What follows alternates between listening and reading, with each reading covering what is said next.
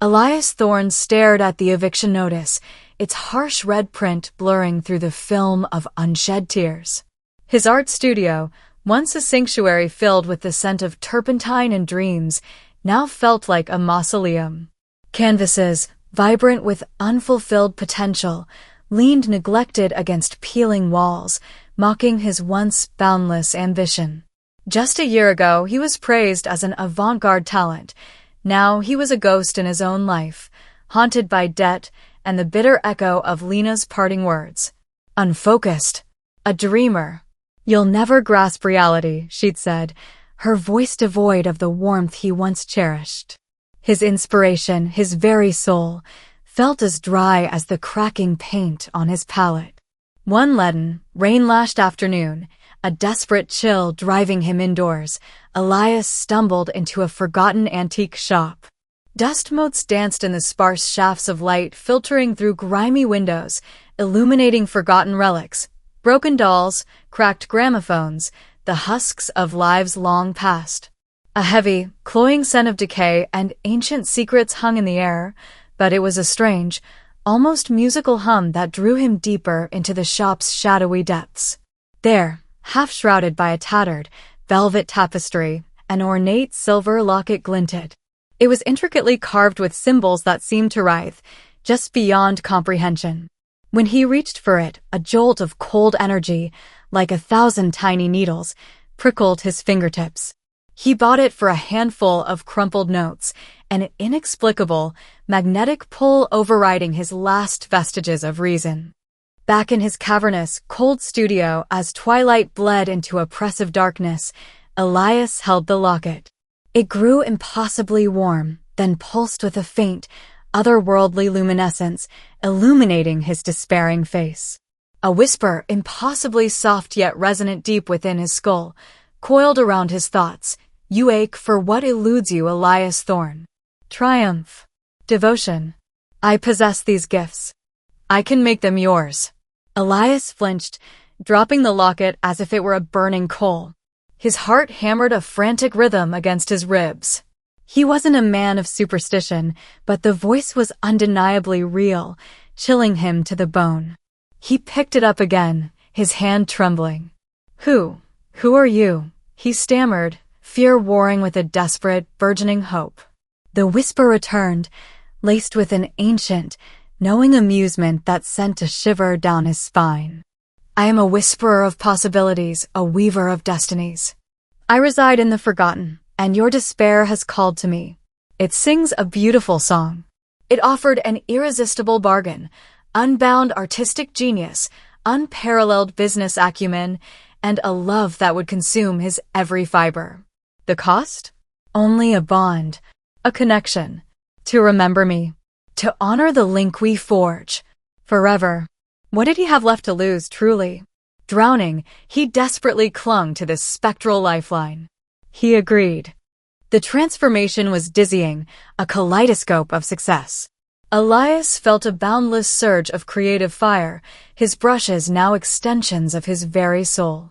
Canvases exploded with breathtaking, visceral art that captivated the world. Critics raved, collectors clamored. His dusty studio morphed into a sleek, minimalist gallery, then a sprawling art empire. Deals he once dreamed of now materialized effortlessly. Money, once a cruel mirage, flowed in torrents. Elias Thorne was no longer a name. He was a phenomenon, an undeniable prodigy basking in the blinding light of ambition fulfilled. This was happiness, a pure, intoxicating euphoria. And then, Lena reappeared. Not the Lena who had left him, but a vision, radiant and ethereal. She floated into his grandest gallery opening, her eyes wide with a profound, almost worshipful admiration. She was captivated by his art, mesmerized by him. An overwhelming, almost violent rush of affection consumed Elias, a love so intense it felt predestined, obsessive. Their romance ignited, a whirlwind of shared dreams and unspoken understanding. She adored his art, anticipated his every desire, echoed his every thought. She was his muse, his perfect mirror, a love story written in the stars. Elias felt an elation so profound, it almost brought him to his knees. Yet, beneath the glittering facade, subtle, chilling dissonances began to hum. The silver locket, now an inseparable part of him, sometimes felt impossibly cold, its weight a constant pressure against his chest. When, by some fleeting thought, he considered removing it, a strange lethargy would descend, his creative spark dimming to a flicker until it was back in place. The whispers, now a constant, guiding presence, grew more demanding.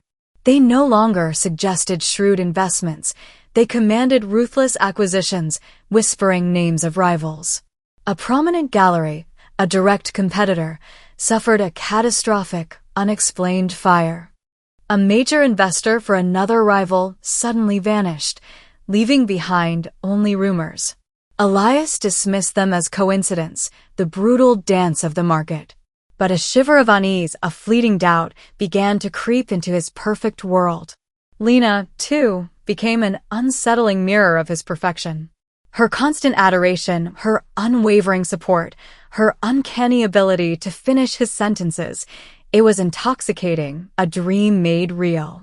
Yet, sometimes, in the quiet moments, a terrifying vacancy would flicker in her eyes, a brief, unsettling blankness before her radiant smile returned.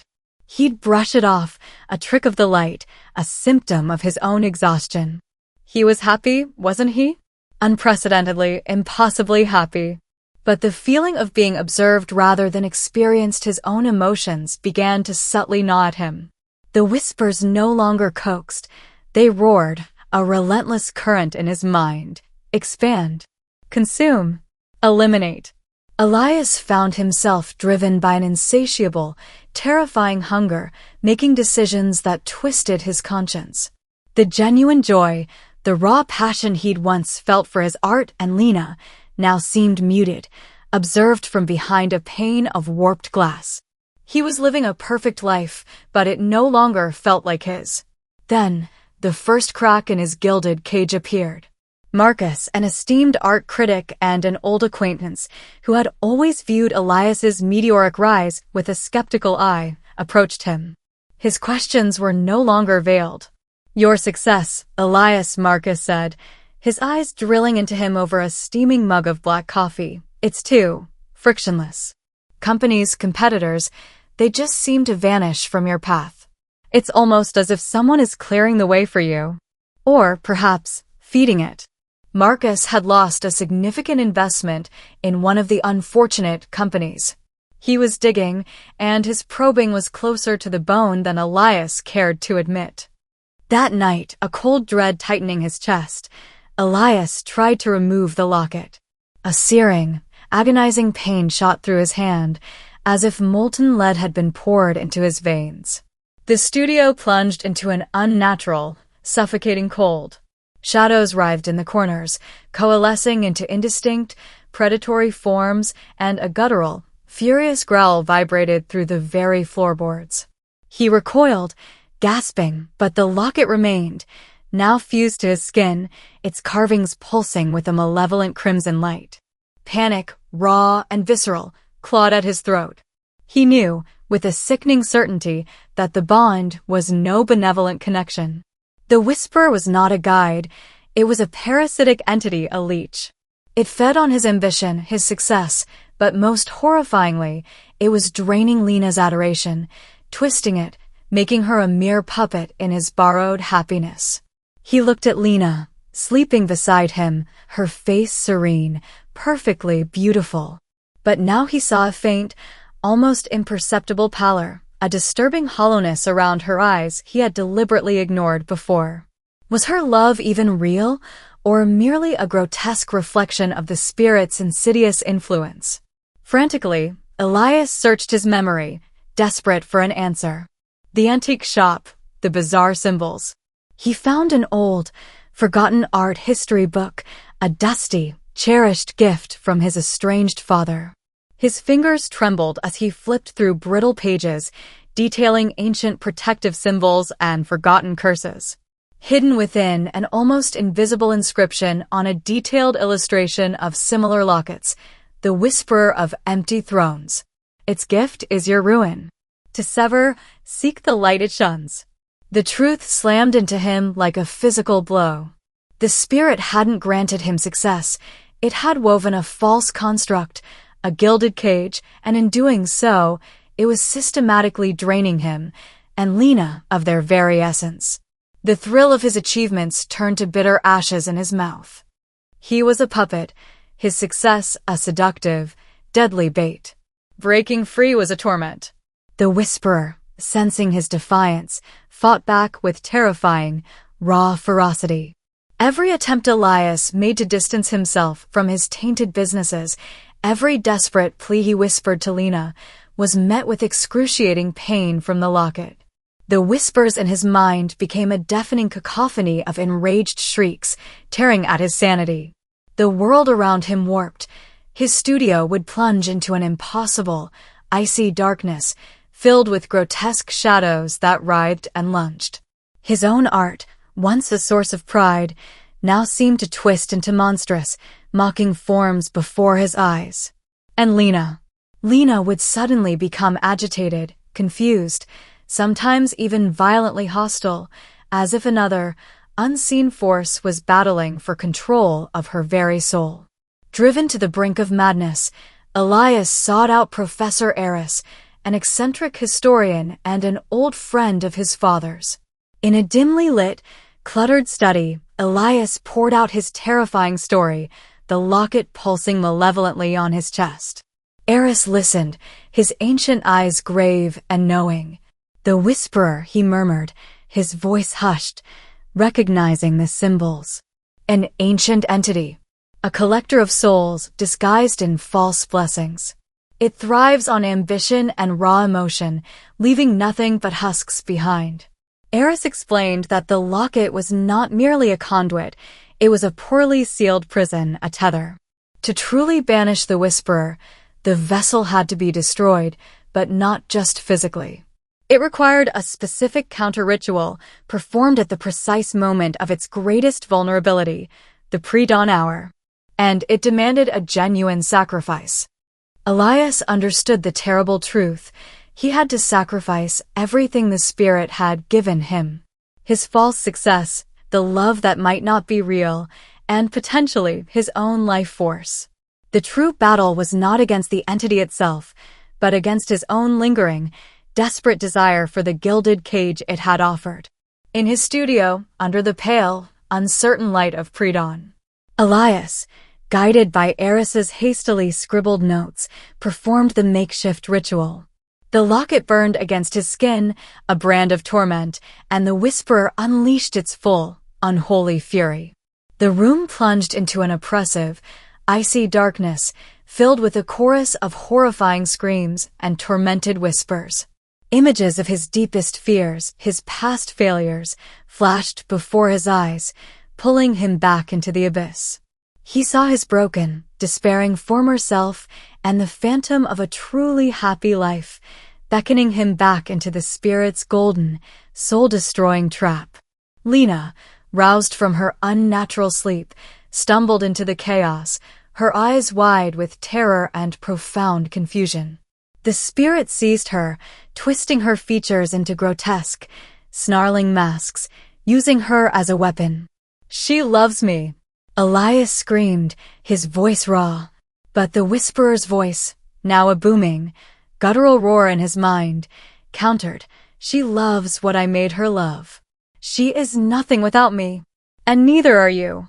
Elias knew then, with absolute certainty, what the sacrifice must be. He needed to destroy the illusion, even if it meant losing Lena forever, if her love was truly just a construct.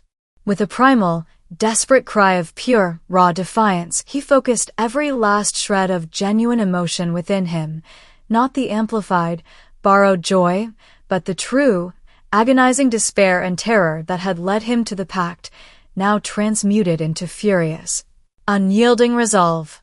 He seized a heavy, iron hammer from his workbench, its cold weight a stark contrast to the burning locket. With a guttural yell, He brought it down with all his might onto the pulsating locket, shattering it against the stone.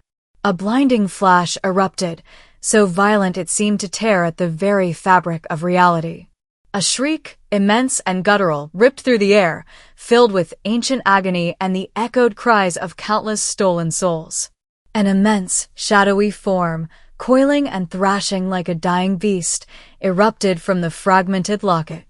The studio walls seemed to buckle, objects flew across the room, and then, with a final, desperate, dwindling wail, the entity was sucked back into the crumbling fragments of the locket, which then disintegrated into black, inert ash, swirling briefly before settling. Silence. Profound, heavy silence. The morning sun, timid at first, began to stream through the shattered window, painting weak, golden stripes on the dust-laden wreckage. Elias was on his knees, panting, bleeding from superficial cuts, utterly drained of all energy, but the oppressive cold was gone, replaced by the faint, comforting warmth of the rising sun. Lena lay unconscious nearby, pale and still. Elias crawled to her, his heart pounding with a genuine fear, so real it was almost painful. He gathered her gently into his arms, carrying her out of the ravaged studio, leaving behind the scattered, inert dust that was all that remained of his gilded prison. The aftermath was brutal. Without the Whisperer's malevolent influence, his art empire, built on borrowed genius and nefarious manipulation, crumbled almost overnight. The dazzling ideas vanished, the easy deals evaporated, and the investors who had once lauded him now demanded answers, their money back. He was once again buried deep in debt, his name tarnished by suspicion and scandal. Lena awoke confused, disoriented.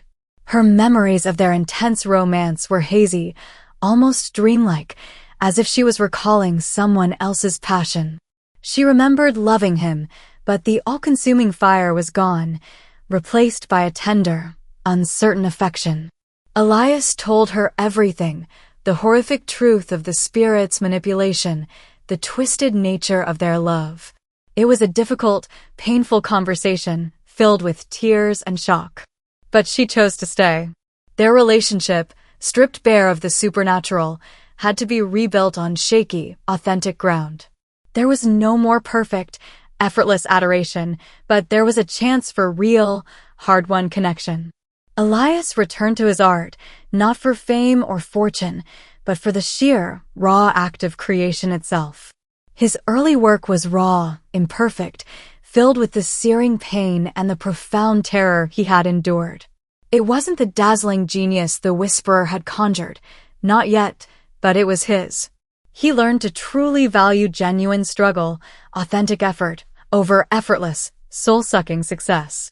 He learned that true love wasn't about perfect alignment, but about shared vulnerability, mutual understanding, and the beautiful, messy reality of human connection. His path was immeasurably harder now, fraught with obstacles he had to overcome with his own strength and ingenuity. But with each small, authentic success, each moment of genuine connection with Lena, a quiet, profound sense of peace began to grow within him. The Whisperer was gone, and Elias Thorne, a broken but whole man, was finally, truly free. The price had been steeper than he could ever have imagined, but the freedom, the authenticity, was priceless.